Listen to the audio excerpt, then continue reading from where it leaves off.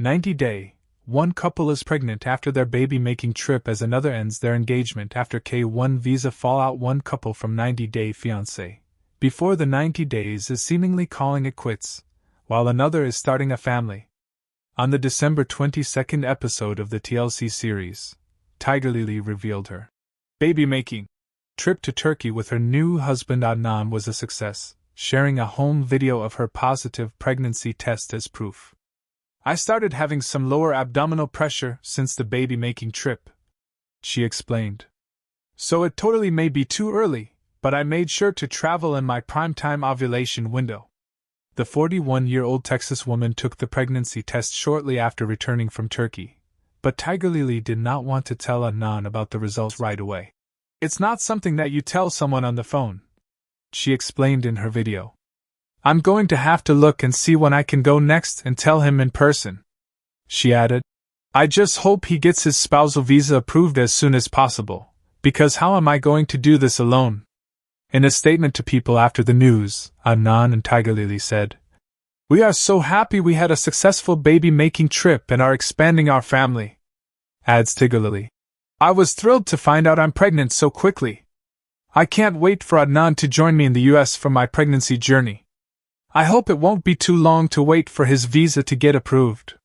Meanwhile, Faith and Lauren's relationship appeared to be in trouble on Sunday's episode, and Faith had seemingly broken off their engagement the day before Lauren's flight back to the United States. "I don't want to see it anymore," she told producers after taking her ring off in front of her fiancé at a hotel in the Philippines. "And it's over." The friction between Faith and Lauren began after they visited a Filipino immigration lawyer, who informed them that their original plan to get married in Thailand was not viable. But there were some alternatives. One option was to tie the knot in Taiwan, where their marriage would be legal. However, the lawyer said if Faith and Lauren came back to live in the Philippines, their marriage would not be recognized and they could not seek a spousal visa for Lauren.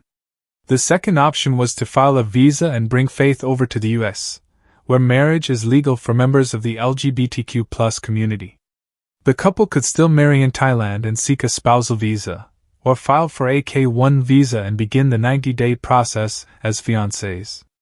Faith thought the fiancé visa would be the best option for their future as a couple, but knew Lauren would not be nearly as eager. Indeed, Lauren did not want to return to the States.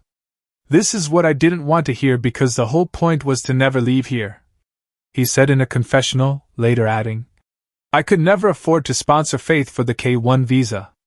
Later that evening, Faith and Lauren checked into a hotel for Lauren's final night in the Philippines. Faith was initially eager to finally have sex with her fiancé, but Lauren spent much of the time moping over having to go home.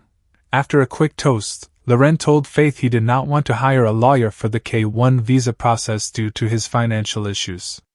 "So what is your plan?" Faith asked Lauren, who claimed he had a few friends at home who would take him in, since he is still homeless.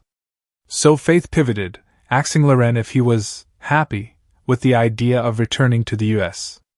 "I don't know," Lauren said as he began stabbing himself in the palm with a bread knife. While the knife didn't break skin, Faith was noticeably uncomfortable and asked Lauren to stop. He seemed confused, but Faith doubled down.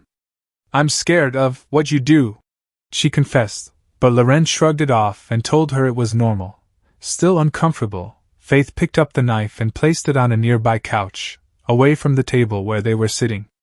She then took off her engagement ring and placed it on the table in front of Lauren. "Sorry, and we're done," Faith said before gathering her belongings and leaving the room. In a confessional, she asked herself, "Why is he acting like that?" Outside the room, Faith tearfully told producers she was scared and uncomfortable with the stabbing motions Lauren was making with the utensil, and explained why. "Yeah, it's a bread knife. But it's a knife," Faith said, noting that she became concerned because, as a transgender woman, "We don't know who is the real one to accept us."